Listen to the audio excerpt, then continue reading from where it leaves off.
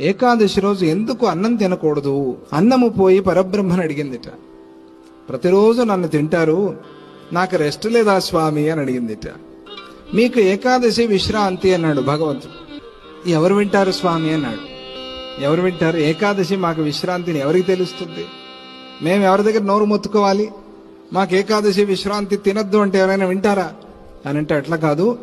ఈ రోజు నుంచి ఒక నియమము, ఏకాదశి తిథి రోజు సమస్త పాపాలు వచ్చి అన్నాన్ని ఆశ్రయించి ఉంటాయి. ఎవరు అన్నం తింటారో వాళ్ళు అన్ని పాపాలు తిన్నవాళ్ళు అవుతారు, ఇక గుర్తుపెట్టుకోండి అన్నారు.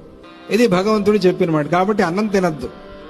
ఫలము క్షీరము మంచిది, దాంతో ఉండటానికి అవ్వట్లేదు అంటే ఎంతో కొంత పలహారంతో నడిపించండి. ఇంట్లో కూడా అన్నం వండకూడదు, ఏకాదశి రోజు అన్నం వండకూడదు.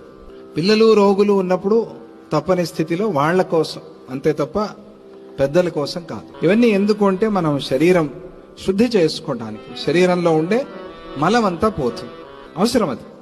దాంతో మనస్సు